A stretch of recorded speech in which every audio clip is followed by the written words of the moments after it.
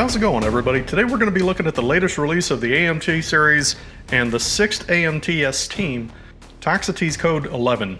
So AMTS vehicles always come in pairs and combine to form a large robot. So far, we've had land, sea, air, space, racing, and now rescue. Its counterpart, Patagonia, will be released soon. I don't know when, I don't believe a time frame has been given, but I would suspect it's going to be within the next couple of months. So today we're going to be looking at most of the details for IB-14 Toxotes. We're going to take a quick look at its packaging and its contents. We'll do a close-up of this figure's details. I'll do a transformation demo, and then we'll wrap it up with a box grade and some final thoughts. So let's jump right in. So first off, what we're looking at here is some really nice looking package art. The illustration is done by one Mr. Andrew Leung, who is the magnificent genius who designs these AMTS vehicles. He does awesome work. Anytime you see his name on a Beast Box or an Infinitybox package, you know it's going to be a really cool figure. So there again we have IB-14 Toxotes, and it is a multi-purpose rescue vehicle. And as AMTS vehicles go, they're always designated in codes, and this is code 11. So as the pairs go, there have been 6 releases so far. You've had codes 1 through 10. Obviously, this is number 11, and of course, Patagonia is going to be number 12. Working our way around the box here, we got some more vehicles that they're showing off here. Again, both of these have been designed by Andrew Leung. So you've got the space set here and the most recent racing team, which I still need to get back to the third and final video of that series. Still have not shown its alternate modes and its combiner mode, but I still intend to do that. This has just been a busy year with a lot of, basically I've had a lot going on and getting pulled in a lot of different directions and stuff, so that's still on the list. It's just been very, very delayed. Now, as far as the package here, we're looking at a 4-star transformation difficulty, at least that's what they have described here. So the star rating for their difficulty is something relatively new that 52 Toys has been doing for their Machine Cube series. This is the first one that I kind of disagree with. Don't think this transformation is really that difficult at all. I would rate it about average of 3 stars. So got some more details about some of the stuff that comes in the box. We have different modes for it here. So the cool thing about a lot of these AMTS vehicles, I want to say at least the past 3 releases, with the robot mode that does not have a designated top or bottom mode, you can actually use them interchangeably, and what they're showing here is probably what is the standard version. This one is called Hercules, apparently, and this one is called Hyperion, which would have Patagonia on the top. They're showing an exploded view of all the pieces that come with this figure. It's very modular, and then you have an alternate combined vehicle mode, so a lot of cool stuff you can do with this. And of course, that's the vehicle mode and the cube mode. Something else that's of interest to me here is the official name of this particular product is BeastBox AMTS Toxotes. And something I pointed out in my last video review of IB-13 Alien Xenomorph is that something that 52 Toys has really kind of started to push towards is somewhat of a rebrand. So for quite a while, they haven't really had an umbrella term for what I call their Machine Cube series. I don't think they officially call it that. BeastBox has always been the main line. That's the first one that came out, and then they split off to Megabox, and then they did Fantasy Box. Then they have all these other variations. There's Beast Drive and some of the other ones that I can't even remember the name of. Apparently, I think they're trying to rebrand this somewhat as BeastBox being essentially the umbrella brand, and then you have some sublines that they're kind of putting a little less emphasis on. So at least in this case, they have AMTS. And I'm maybe missing it, but I'm not seeing it anywhere here on the package. I don't think they even have the word Infinitybox anywhere on this package. So they're kind of steering away from that. The last one that I reviewed was called BeastBox Infinity Xenomorph. So be that as it may, yes, this is technically an Infinitybox. It is an IB-14, but I believe what they're going for here is the sub-brand is actually AMTS and not Infinity. So as far as what comes in the box, we'll take a quick look at that. You've got the figure, of course. It comes with these adapter pieces. That's pretty common for AMTS vehicles. So you might have like a 3 to 5 millimeter port, just a good variety of different pieces here. This is the first time. It also comes with a spudger. This is a 52 Toys creation here. It's pretty handy for removing pieces from each other or whatever. You got that nice wedge piece in there. The first time this piece came with any particular 52 Toys figure, I believe, was with the Pipeline kit. And I did a review of that about half a year ago, and that again is something maybe worth taking a look at if you're interested in that particular review. It's a pretty cool set. That's one I definitely recommend. A little bit on the pricey side, but it's a lot of fun. So you got that. You got the usual assortment of catalogs. You got some collector cards here. Instructions, which you'll definitely want to hang on to. It comes with a box charger. And it opens and closes just like that. And also fairly new to the AMTS series is a minifigure. It's a 1-inch little action figure. This is what 52 Toys calls a Hexanoid. And you'll find these packed in with the newer AMTS vehicles and their 7cm figures, of which there are 3 that have been released so far. So pretty cool to have a little pilot that goes with this vehicle. And I'm kind of in the mood for it. I want to see what I got for character cards here. So one thing I'll say is interesting here is this figure does not actually come with a character card, but it comes with collector cards packed into it. So got a weird little bit of a split where, as traditional for AMTS and really all Megabox figures, is they do not have a character card and they never did. But they're offering Beast Box collector cards in here as a little add-on incentive, so that's kind of cool. So yeah, we got Toxic Horn here, and how fitting is that? You got Toxic Horn right here with Toxotes, a lot of toxicity here. Dang it, I forget the name of this beetle. Obviously, I'm going to put up a Chiron to correct that. This is Rusty Piece, one of my favorite figures. We have Thrashered, and we're looking at the Mech-Godzilla Bloodstone, another one of my favorite figures. So, pretty cool little set. All right, so let's move this stuff out of the way here.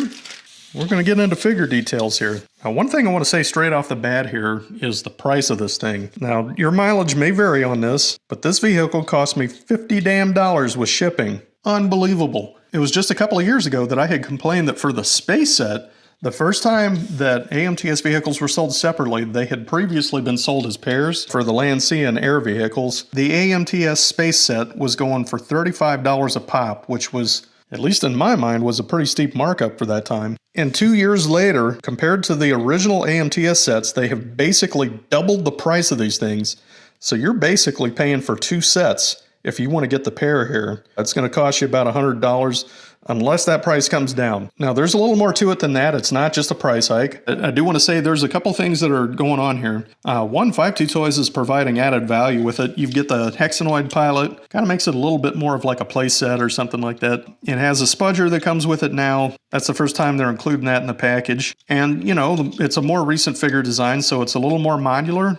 It's a higher quality build than the earlier AMTSs, and what they can help is the illegal quote-unquote emergency tariffs that is using as a exert control over trade partners. The higher prices that you're paying for imports, that's coming straight out of an illegal government action. And in case you don't know, tariffs are supposed to be an act of Congress, not the edict of a power-hungry president.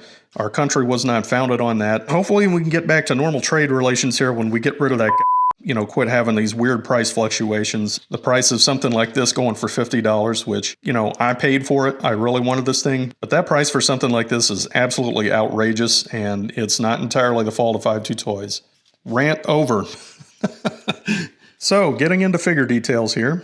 I really like the style of this vehicle. It's got a really cool utility design. Ultimately, I think it really is, as far as form and function, a direct lineal heir to Acteon, the first of the AMTS Space series. It's just super modular and has a lot of articulated parts and stuff like that on it. It's got really nice color scheme and graphics. Definitely a first for AMTS series vehicles, is it's more of a teal color, kind of teal with black and white accents on it, which is a really nice contrast from the last AMTS set, the Racing Team, which was a bold crimson red with blacks and whites.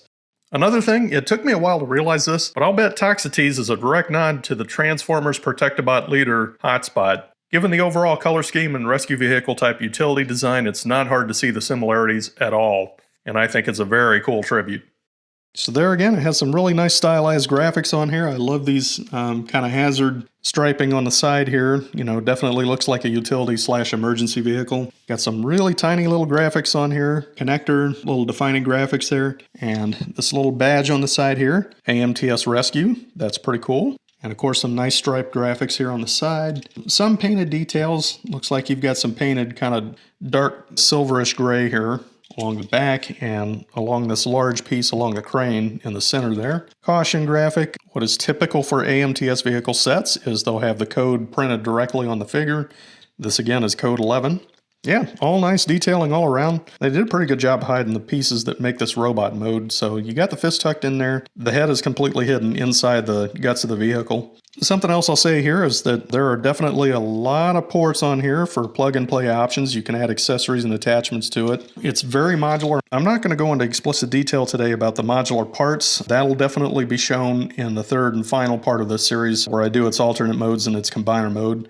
Basically today I'm going to be focused mostly on its transformation from vehicle to cube mode. So we'll talk about these articulated arms, but before I get into that, definitely want to touch on the name of this figure. That's something 5.2 Toys does a really clever job of, is naming their figures. They definitely do their research, I'll tell you that much. So the name Toxotes, in case you don't know, comes from the scientific classification of an animal, the archerfish. And I have to assume that's what this fire hose is here for. So there's a little bit of ambiguity about what the actual pronunciation of that word is. It is an actual, I believe it's a Greek or a Latin word somewhere in there, something like that. So definitely old world language, and that's traditional for scientific namings. As far as this pronunciation, yes, so we live in the modern age, of course. The name appears to have some ambiguity. I did a little bit of research myself just to see how you pronounce it, and from a couple of YouTube videos, there was a difference of opinion, we'll just call it that. But according to Google Search's own AI, it actually spelled out the pronunciation in explicit detail, so it pronounces it as Toxotes. So that's what I'm running with. So yes, about these articulated arms, they have quite a bit of articulation and posability. So one, you've got a gripper claw. I assume this is sort of like a Jaws of Life kind of thing. And again, we've got the fire hose here. And on this side, you have a hook. Quite a bit of different rescue type things that this vehicle can do. The crane does actually rotate around, and it is extendable. We'll take a closer look at that when we transform it, but this piece actually pushes in, so this arm can extend way out here. Now, one thing I got to step back here for a second on is this vehicle is named after an archerfish, and if you know anything about archerfish, that's not a rescue feature, that's how they attack their prey. So when Toxotes leaps into action, is it actually rescuing somebody? That's the question. Help me!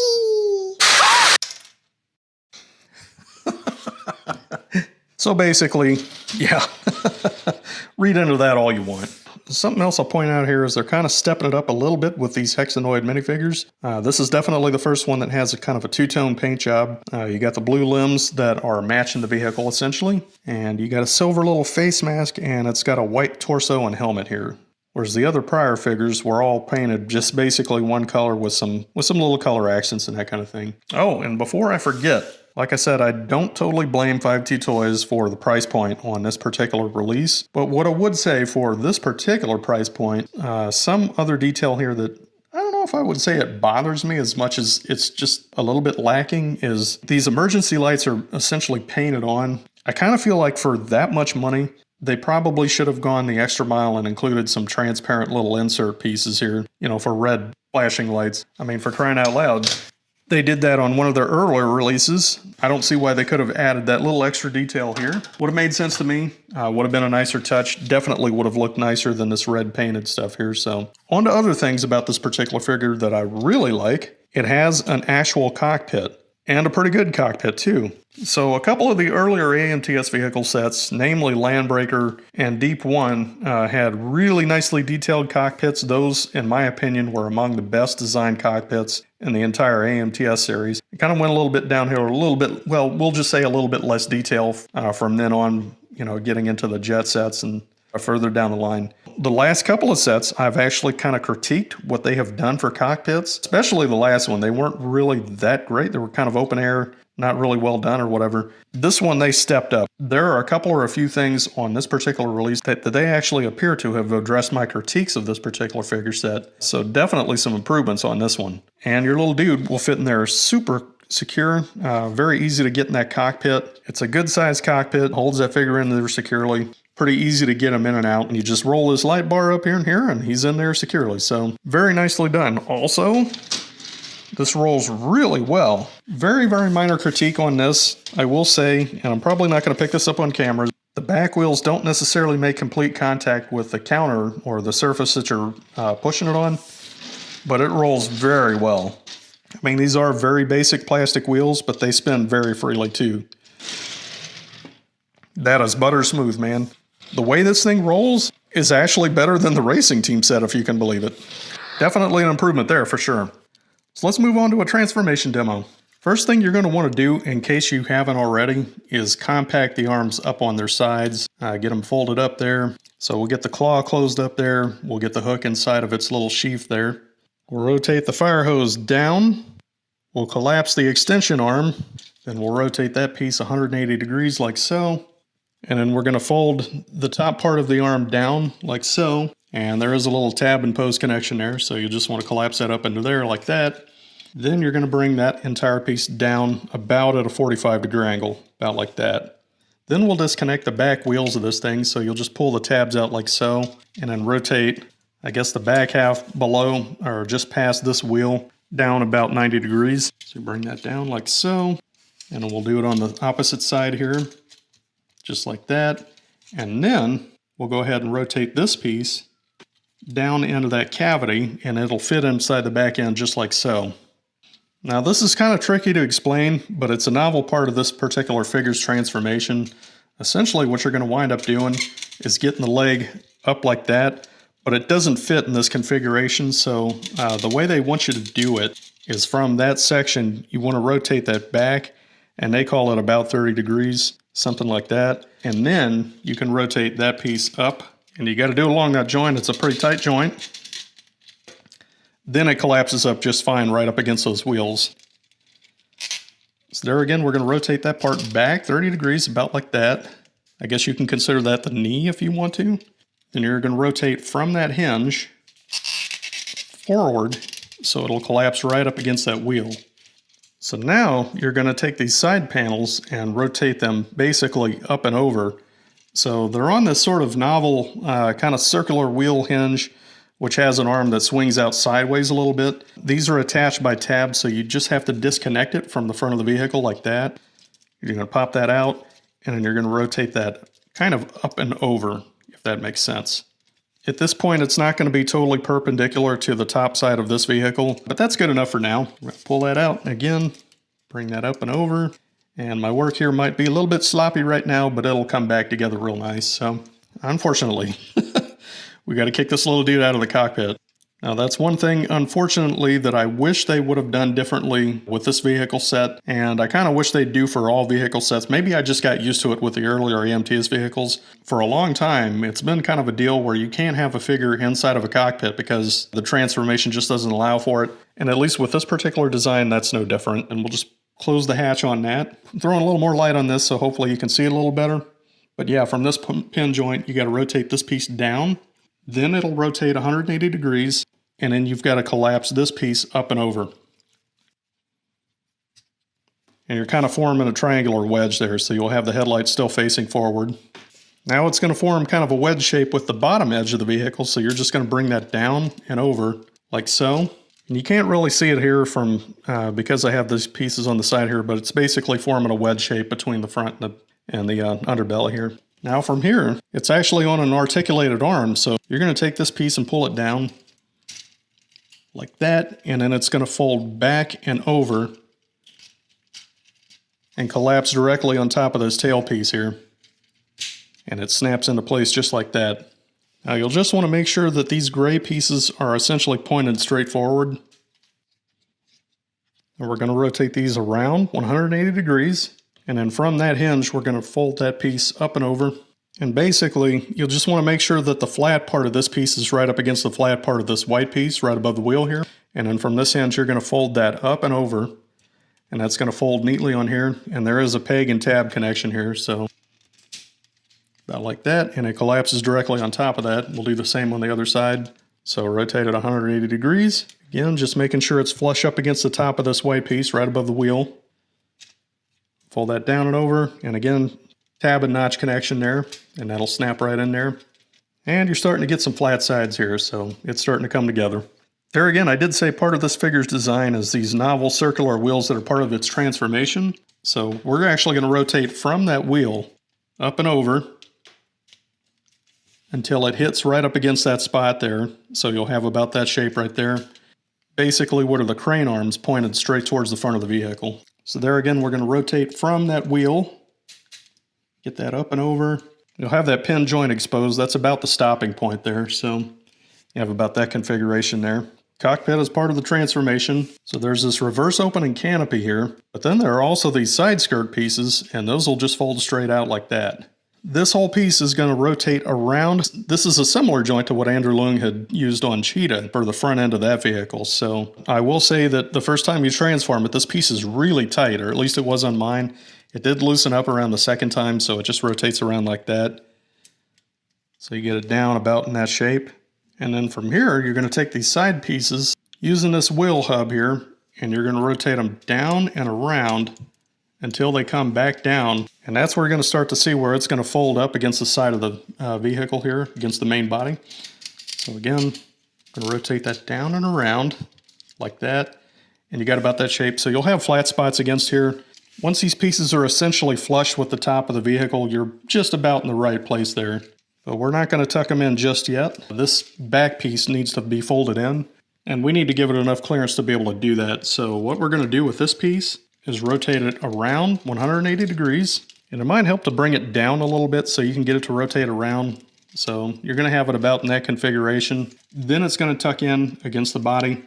So basically there's a groove here on the front end, and that's going to connect to that little notch there, or that notch is at least going to slide in there. So you pop that in like that. Then you can bring the canopy down directly on top of that.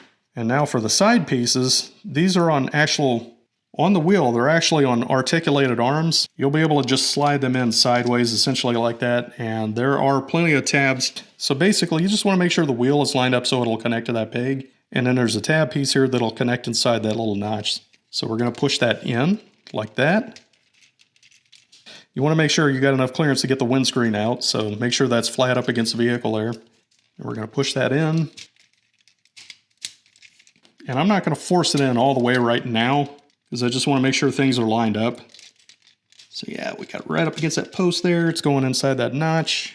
Looking good. On the bottom here, we've got more tab and post connections. So you'll just want to make sure that that post in there is going to connect inside that port.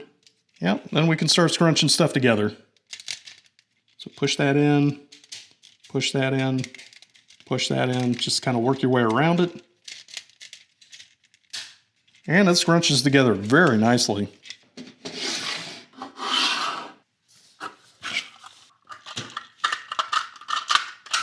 And it fits right inside of its box charger. I gotta tell you, if somebody went up to Mr. Andrew Leung and said, make this vehicle transform into as close of a cube as you can get it, I think he came back and said, challenge accepted, because he got it, man. This thing is a solid cube. I mean, it's flat on all sides, basically. There's no weird gap spaces, nothing, sticking out or whatever. I mean, it's damn near a perfect cube. The name of the game here is Vehicles and Beasts that Transform into Cubes, and he really got it on this one. So not hard to transform, actually a pretty satisfying transformation. I would rate it about average. It's fairly intuitive, I think, and it forms a very nice compact cube. Everything collapses together really nicely. They put in some excellent tabs, and they just made it so that those parts connect really easily, so very nicely done. I do wish they would have been able to make it so that the figure could sit inside of the cockpit, inside of its cube mode. Like I said, with the earlier AMTS vehicle designs, that's what they were able to do. But other than that, this is really well done. Now it's time to give this mighty multi-purpose machine a box grade. This is my rating system of 6 categories of 5 points each for a total score of anything from 0 to 30 points. Toxotes is an awesome looking utility rescue vehicle. It has great styling cues, it's thoughtfully named, and, I think, pays a nice tribute to the lineage of transforming robot vehicles. 5 out of 5. Toxotes is loaded with action features with its mechanical arms, rolling wheels, cockpit, and its Hexanoid pilot. And it transforms into multiple modes. There's so much more under the hood that I haven't even touched on that I'll get into in greater detail in a later review. 5 out of 5. Transforming Toxotes into box mode is mostly intuitive and really satisfying. The end result is a solid, well-formed cube that slides effortlessly into its box charger for an easy score of 5 out of 5. Even as a vehicle, its articulation is excellent with its mechanical utility arms and rolling wheels, which by the way roll even more easily than the racing team figures. Again, like I mentioned with features, there's so much more under the hood. 5 out of 5. Toxotes is very well built, although for its price point, I do have to knock it a bit for its painted on emergency lights, and while its wheels do roll freely, they're a little bit on the cheap side in my opinion. 4 out of 5.